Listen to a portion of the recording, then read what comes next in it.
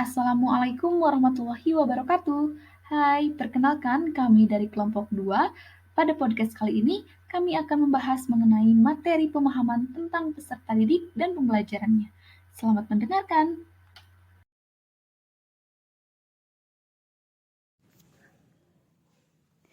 Baik, di sini saya akan menjelaskan tentang penerapan teori behavioristik di dalam kelas.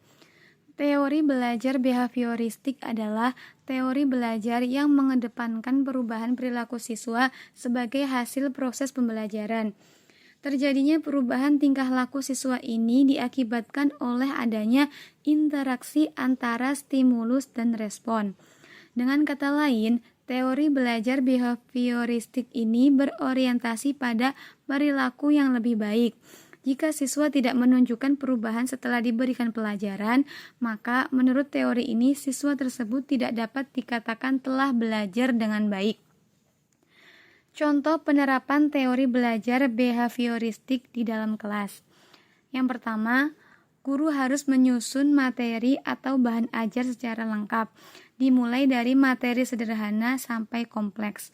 Yang kedua, guru lebih banyak memberi contoh berupa instruksi selama mengajar. Yang ketiga, saat guru melihat ada kesalahan, baik pada materi maupun pada siswa, maka guru akan segera memperbaiki. Yang keempat, guru memberikan banyak drilling dan latihan agar terbentuk perilaku atau pembiasaan seperti yang diinginkan. Yang kelima, evaluasi berdasarkan perilaku yang terlihat. Dan yang terakhir, guru dituntut memiliki kemampuan memberikan penguatan atau reinforcement baik dari sisi positif dan negatifnya. Penerapan teori belajar kognitif di dalam kelas. Dalam menerapkan teori belajar kognitif, seorang guru perlu fokus pada proses berpikir siswa dan memberikan strategi yang tepat berdasarkan fungsi kognitif mereka. Libatkan siswa dalam berbagai kegiatan, seperti memberikan waktu bagi mereka untuk bertanya, kesempatan untuk membuat kesalahan, dan memperbaikinya. Berikut penerapan teori belajar kognitif di dalam kelas. Yang pertama, minta siswa untuk merefleksikan pengalaman mereka melalui pembuatan jurnal atau laporan harian tentang kegiatan apa saja yang mereka lakukan. Yang kedua, mendorong diskusi berdasarkan apa yang diajarkan dengan meminta siswa untuk menjelaskan materi pembelajaran di depan kelas dan ajak siswa lainnya untuk mengajukan pertanyaan. Yang ketiga, membantu siswa menemukan solusi baru untuk suatu masalah untuk mengembangkan cara berpikir kritis. Yang keempat, minta siswa untuk memberikan penjelasan tentang ide atau pendapat yang mereka miliki. Yang kelima, membantu siswa dalam mengeksplorasi dan memahami bagaimana ide-ide itu bisa terhubung. Dan yang terakhir yaitu meningkatkan pemahaman dan ingatan siswa melalui penggunaan visualisasi dan permainan dalam menyampaikan materi. Teori belajar konstruktivisme merupakan teori belajar yang mengedepankan kegiatan mencipta serta membangun dari sesuatu yang telah dipelajari. Kegiatan pembelajaran dalam teori konstruktivisme dapat membangun dan memacu peserta didik untuk selalu aktif sehingga kecerdasannya akan meningkat. Penerapan teori belajar konstruktivisme di dalam kelas. Pertama, mendorong kemandirian dan inisiatif siswa dalam belajar. 2. Guru mengajukan pertanyaan terbuka dan memberikan kesempatan beberapa waktu kepada siswa untuk merespon. Ketiga, mendorong siswa berpikir tingkat tinggi. 4. Siswa terlibat secara aktif dalam dialog atau diskusi dengan guru dan siswa lainnya. 5. Siswa terlibat dalam pengalaman yang menantang dan mendorong terjadinya diskusi. Keenam, guru menggunakan data mentah, sumber-sumber utama, dan materi-materi interaktif.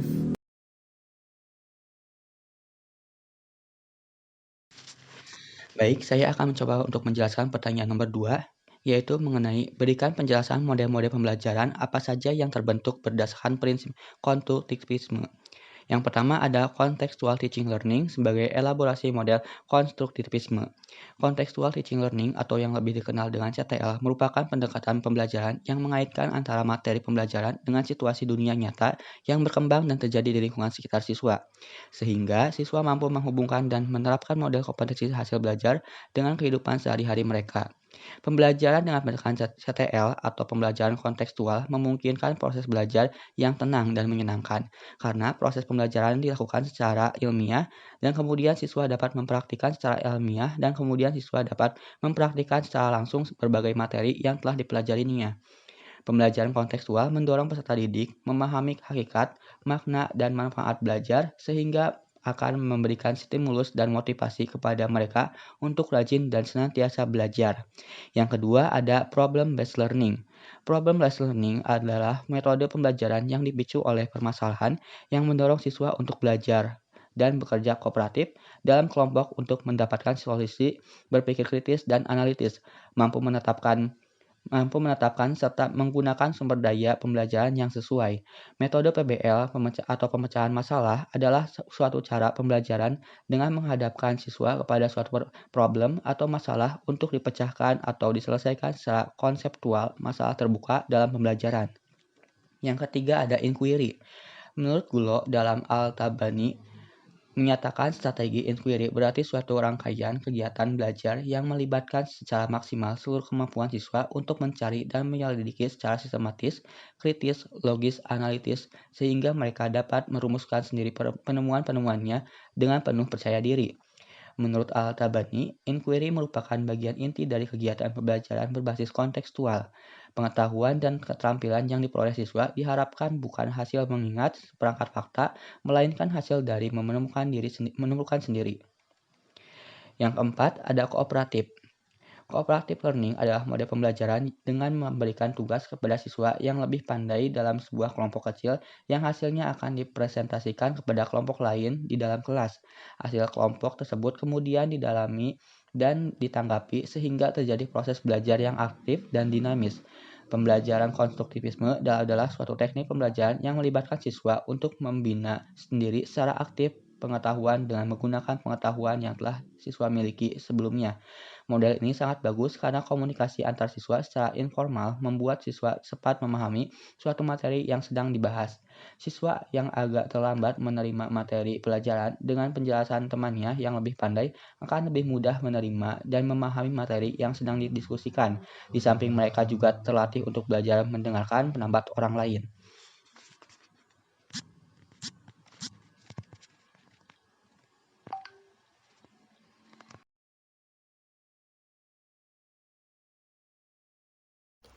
Rendahnya keinginan dan kemampuan Tania, salah satunya dapat disebabkan oleh kurangnya dorongan dari lingkungan keluarga.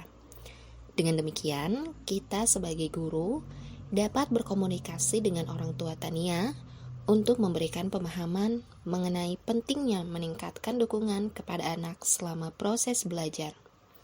Guru pun dapat memberikan stimulus tambahan berupa kata-kata motivasi serta mendampingi Tania secara intensif selama proses belajar. Samuel terindikasi sebagai seorang perfeksionis.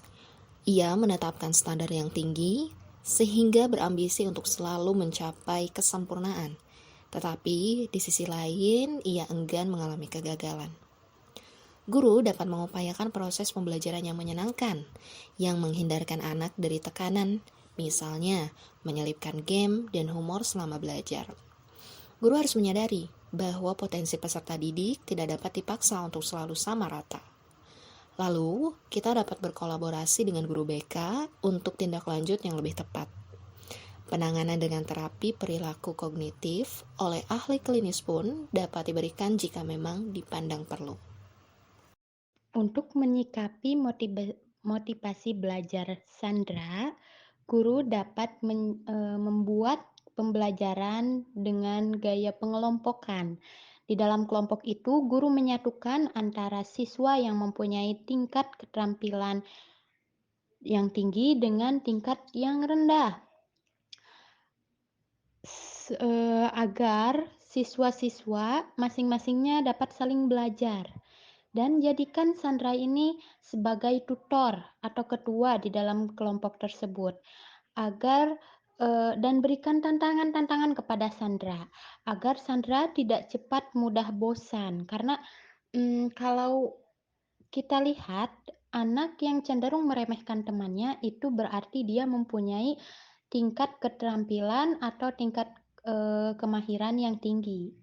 Nah, di sini juga jangan lupa dalam setiap pembelajaran biasakan siswa untuk merefleksikan hasil dari pembelajaran dan saling apresiasi sesama teman-temannya. Budaya saling mengapresiasi ini akan membuat siswa mengetahui kelebihan-kelebihan teman-temannya dan hal-hal baik apa saja yang dimiliki oleh teman-temannya.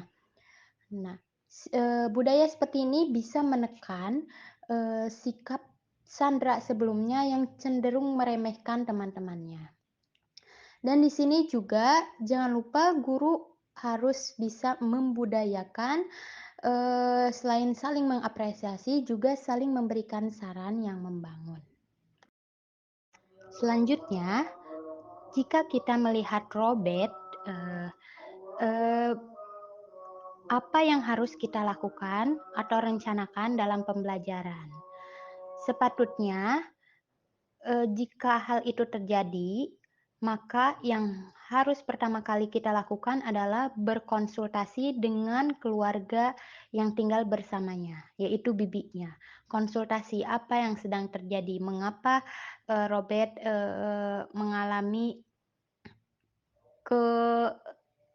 kemenurunan minat belajar di sekolah. Nah, setelah mengonsultasikan, lakukan pendekatan personal kepada Robert ini.